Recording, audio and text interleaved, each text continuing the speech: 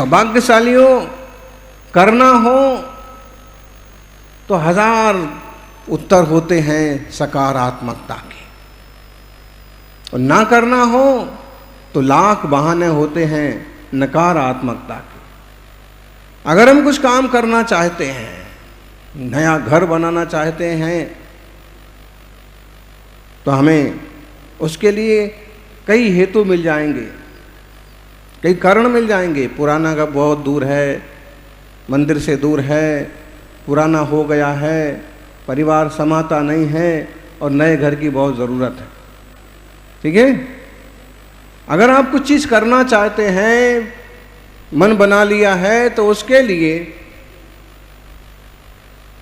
सही ठहराने वाले अनेक कारण मिल जाएंगे। लेकिन अगर आप किसी चीज़ का मन नहीं बना पाए हैं, नहीं बन रहा है, तो उसके 1000 बहाने हैं।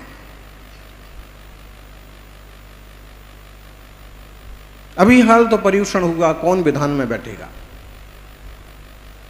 पूरे गुजरात में डांडिया रास होता है, यहाँ कौन भक्ति में आएगा। सब लोग व्यापार में बिजी हो गए हैं, किसी को भी फुर्सत नहीं है, मरने की भी फुर्सत नहीं है। इसलिए इस मौसम में कोई मर भी नहीं रहा है। तो संकल्प सागर जी थे कि संकल्प कर रखा था तो समाधि कर ही ली आखिर।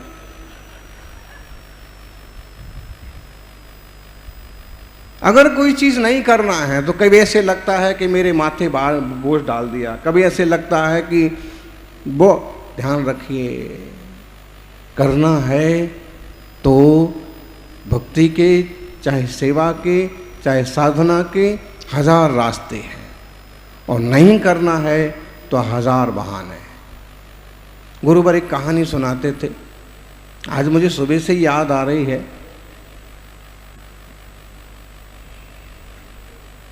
गांव से एक मेहमान आया, पति पत्नी को अंदाज लग गया।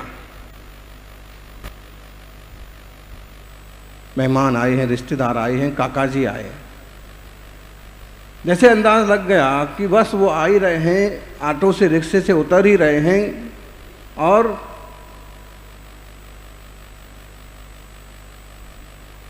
दरवाज़ा अब एट ए टाइम बंद करने जाएं तो कैसे काम चले।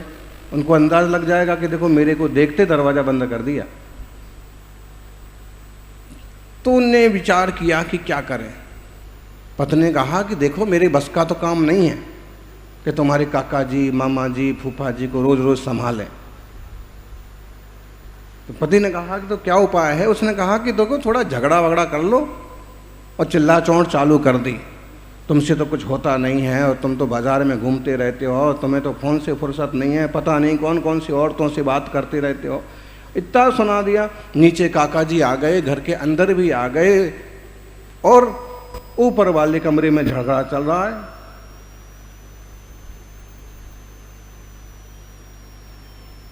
काका जी को भी अंदाज लग गया कि इन लोगों ने हमें देख लिया, इनको पता पड़ गया कि हम आ गए, लेकिन फिर भी झगड़ा चालू।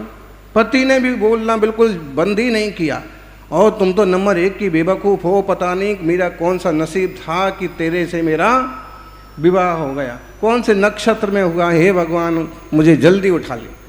पत्नी ने कहा कि जल्दी उठाता ही तो नहीं है, और इतना बातें पहुंच गई कि काका जी भी घबरा गए। इतना ज़बरदस्त, यहाँ तो महाभारत से बड़ा युद्ध चल रहा है। बाहर निकल गए, एक दरवाजे के बाहर निकले, दूसरे दरवाजे के बाहर निकले, और जाकर ओटला जो होता है वहाँ पर। तो पत्नी ने कहा कि अब रुक जाओ जी। पति ने कहा काका जी तो गए, अब झगड़े की क्या जरूरत है। पति ने कहा कि भाई अब झगड़े की क्या जरूरत है, रुक जाओ, काका जी तो चले गए, ठीक है रुक जाते हैं। पति ने कहा अच्छा हुआ, अब मुझे कुछ करना नहीं पड़ेगा, बनाना नहीं पड़ेगा, पीसना नहीं पड़ेगा, छानना नहीं पड़ेगा, पानी नहीं भरना पड़ेगा। दोनों ने शांति की सांस ली थी कि काका जी फिर प्रकट हो गए। मैं गया नहीं हूँ, यहीं गेट पर खड़ा था। तुम इंतज़ार कर रहे थे कि मैं चला जाऊँ, मैं इंतज़ार कर रहा था कि तुम लोग शांत हो जाओ, फिर मैं अंदर आ जाऊँ। मंदिरों का, कमेटियों का भी यही हाल है।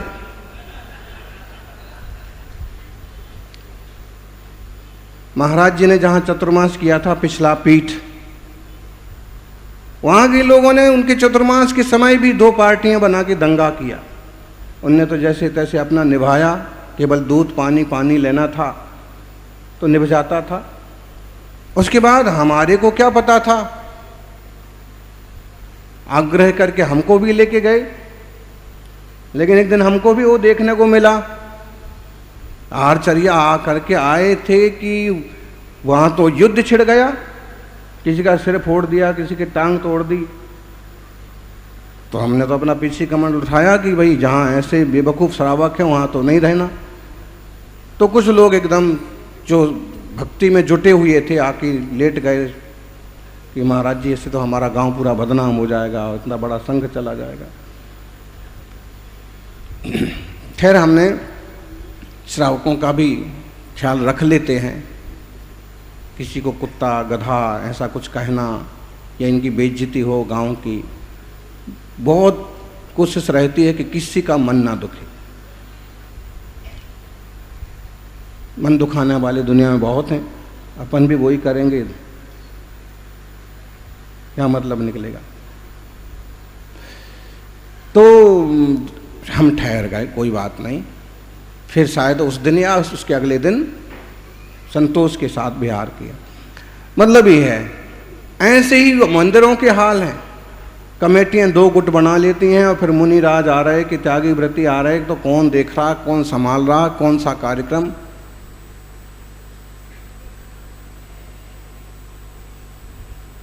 लेकिन तरीका बढ़िया है, अगर काम धाम नहीं करना है तो आपस में टांग खिंचाई और झगड़ा चालू कर दो,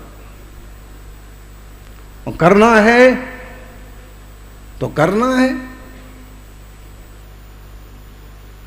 उसके भी 2 हाथ पांव है तो हमारे भी 2 हाथ पांव हैं।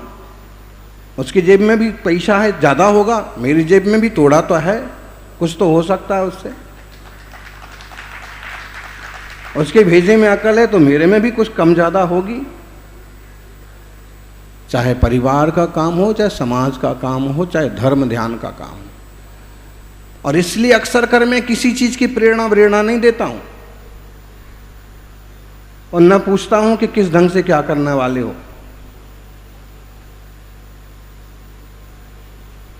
ये जरूर है कि कभी कुछ नुकसान होने का डर हो या युवा पीढ़ी की बिखरने का कुछ दिख रहा हो तो जरूर कहते कि ऐसा कुछ करो कि ये पीढ़ी जुड़ी रहे, समाज का नुकसान ना होने पावे। अगर दूसरे लोग नाच गान कर रहे हैं तो तुम भी भक्ति का कार्यक्रम रख लो। 100 में से 20 तो आ जाएंगे, इधर 50 तो आ जाएंगे, कुछ तो बचाव होगा।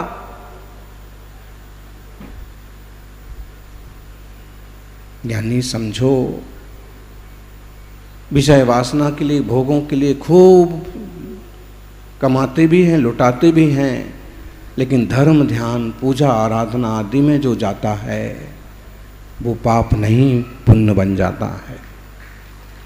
थोड़ी देर को भले लगे कि इतनी कमाई कैसे लगा दें, इतनी मेहनत से आया हुआ कैसे दे दें, लेकिन आप अकेले थोड़ी जुड़े हो। आपने एक कदम उठाया, उसके पीछे 10 लोगों को लाभ हुआ। सैकड़ों लोग जो खुद नहीं कर पा रहे थे, आपके आगे आने से उन सबों को भक्ति में पूजा करने का मौका मिल गया। हो सकता है आपका मन थोड़ा कम हो, लेकिन हो सकता है कुछ जीव ऐसे हो कि वो आपसे 10 गुने ज़्यादा भाव बना के ज़्यादा पुण्य कमा जाए। सहयोगी बनो। आयोजक, संयोजक, प्रायोजक इसलिए प्रशंसनीय होते हैं कि वे भले जितना लाभ ले पाए ना ले पाए, लेकिन उनके निमित्त से कई सारे लोगों को, कई सारे जीवों को लाभ मिल जाता है। सौभाग्यशालियों, आदेश करना, प्रेरणा करना, बांटना, प्रोजेक्ट चलाना, इन पर चर्चाएं करना, आज तक तो हम सीख नहीं पाए। और अगर प्रभु की कृपा रही तो आगे भी नहीं सीखना पड़ेगा। इसीलिए जो साधु का सीधा सच्चा जीवन है, गुरु महाराज मुंबई गए, कई सारे लोग आ गए भर करके, आपको चतुर्मास मुंबई में ही करना पड़ेगा। मुंबई तरफ जा रहे थे, मुंबई नहीं जा रहे थे, मुंबई चलना पड़ेगा। शिरडी में बहुत सारे लोग आ गए, नाम भी हम बताएंगे, लेकिन अभी वो भी भक्ति तो करते ही हैं। तो गुरु महाराज ने एक बात कही कि आप इतना आग्रह कर रहे हो, ठीक है, मैं मुंबई चातुर्मास के लिए तैयार हो जाता हूँ, लेकिन एक बात ध्यान रखो, मैं सीधा सच्चा साधु हूँ, मुझे तपस्या करना आता है, मुझे राजनीति नहीं आती है। मेरे साथ आप लोग किसी तरह की राजनीति नहीं करोगे तो मुंबई ले चलो। इसका इस पर डाल दिया, उसका उस पर डाल दिया हैं। तो इस तरह की चीज़ें, या जिससे उलझ जाएं, या जिससे कमतरता मालूम पड़े। अभी यही कहेंगे ना लोग, महाराज जी बोलते नहीं हैं, आशीर्वाद नहीं देते हैं, बांटते नहीं हैं, यही कहेंगे। इसमें बहुत बड़ी निंदा नहीं है, इसमें सिर्फ इतना सा है कि लोग नहीं जुड़ेंगे। कोई बात मत जोड़ो। जिनकी भक्ति होगी, शक्ति होगी, सच्चे गुरु की पहचान होगी, वो तो राजस्थान क्या पाकिस्तान से भी आ जाएगा।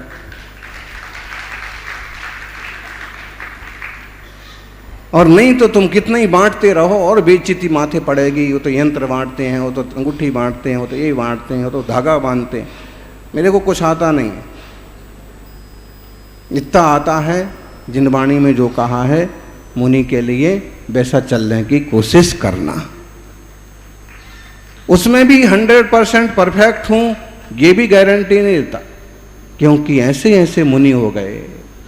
अरे कल का उदाहरण देख लो, वो हैं तो हमारे शिष्य, लेकिन लगभग 1.25 साल से कभी दूध पानी, कभी सिर्फ पानी, कभी एकांतर, कभी एक उपास, एक आहार, अष्टमी चौदस का पक्का उपास। उसके बाद लगातार 1.25 साल बीतने के, उसमें बिहार भी कम से कम 1000 किलोमीटर का बिहार हो गया उसी में, उपवासों में।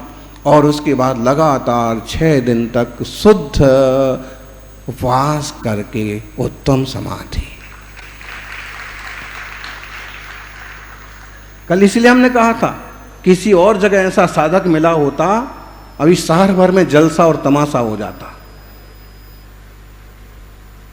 बड़े बड़े नेताओं के संदेश आने लगते, क्योंकि वो उसको ऐड करते, विज्ञापन करते हैं लोग। यहाँ तो कब आए, कब समाधि हुई, कब संस्कार हो गया, कौन पहुंचे,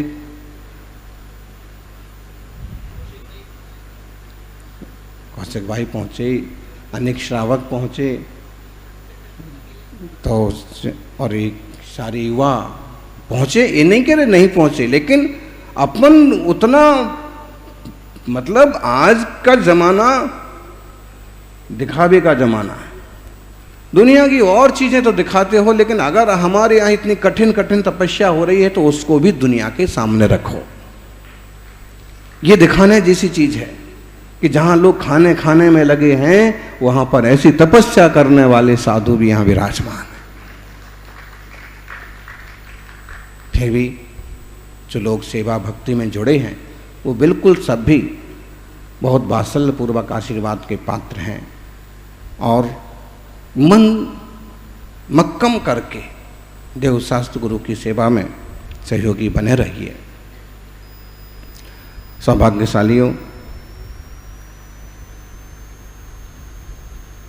पंच परमेष्ठी भगवान इस संसार में शरण है।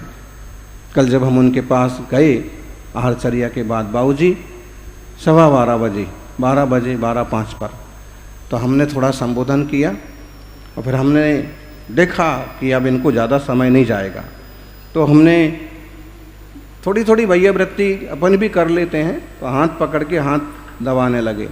फिर हमने ऐसे कहा कि यह समय कौन कौन करेगा, तो 2-3 महाराज बोले हम करेंगे। मेरा भी मन था कि आज यहीं सामायिक करें नीचे, तो मैंने कहा अच्छा ठीक है। तो मैं उठने लगा तो हाथ पकड़ लिया हमारा, जितनी ताकत थी उतना हाथ पकड़ लिया, मतलब ये था कि आप यहीं बैठो।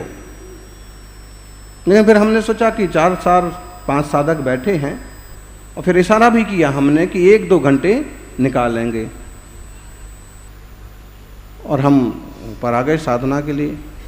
फिर संकेत मिला नीचे से 1:15 बजे के लगभग, 1 घंटे बाद लगभग, कि महाराज जी सांसें थम रही हैं। तो हम पहुँचे, एकदम शांति से, और उनका जो ऊर्ध्वा समास था विसर्जन की एकदम अंतिम लय में था, संबोधन किया, नमोकार सुनाया और उनका समाधि मरण हो गया। पंच परमेष्ठी शरण है। जिंदगी भर कितने शास्त्र पढ़ो, शास्त्र पढ़ने की मनाही नहीं है, शास्त्र तो पढ़ना ही चाहिए, अभ्यास करना ही चाहिए, लेकिन जिंदगी भर कितने शास्त्र पढ़ो, कितनी पूजा करो, कितनी भक्ति करो, वो सब काम तो आएगी उतने अंशों में, लेकिन अंततः काम तो नमोकार मंत्र ही आता है। इसकी श्रद्धा, इसकी भक्ति जीवन में कभी कम ना होने पावे। अरुआ सिद्धायरिया वज्झाया साहु पंच परमेठी ते विहु चिट्ठ ही आदे तम्मा आदाहु में शरणम। ऐसे कहते हैं, ये कुंद स्वामी की 104 नंबर की गाथा है, मोक्ष पावट की। अरहंत अरुहा, अरहंत 2-3 प्रयोग बनते हैं, अरुहा, अरिहा, अरह, और अरिहंत, अरुहंत, अरहंत, ये सभी पाठ ठीक हैं, इनका प्रयोग कर सकते हैं। अरुहा माने अरहंत, सिद्ध मतलब सिद्ध भगवान, जो 4 घातिया कर्मों का नाश किए वो अरहंत। समोषण लगता है जिनका वो तीर्थंकर अरहंत, गंधकुटी लगती हो सामान्य अरहंत। अरहंत जो बस आयु पूरी करके सिद्ध हो जाएंगे, और सिद्ध जिनके 8 कर्म नष्ट हो गए वो सिद्ध परमेष्ठी, सारे विकार नष्ट हो गए, शुद्ध चैतन्य तत्व। शुद्ध एटले सिद्ध, शुद्ध म्हणजे सिद्ध, यानी संसार की ग्रद्धि रखते हैं तो गिद्ध बन जाते हैं, और सन्यास की सिद्धि करते हैं तो सिद्ध बन जाते, सिद्ध हो गए। आयरिया, आयरिया, तो आयरीय बोलना है कि आयरीय बोलना है, दोनों प्रयोग हो सकते हैं। आयरीय ज्यादा प्रसिद्ध है। आचार्य श्री वज्झाया, वज्झाए उपाध्याय से वज्झाय बना, और उसको प्राकृत में और शॉर्ट होके उज्झाया बना, और उसी से बना ओझा, है ना, ओझा जी, रमेश भाई ओझा, मतलब ये उपाध्याय से बना ओझा। तो वज्झाया पद आया है यहां पर, और साहू, साहू शरणम, कहाँ है साहू शरणम, यही है। अभी तो आपने यही बना रखा है गुजरात यूनिवर्सिटी में बहुत सुंदर भवन को, साहू शरणम।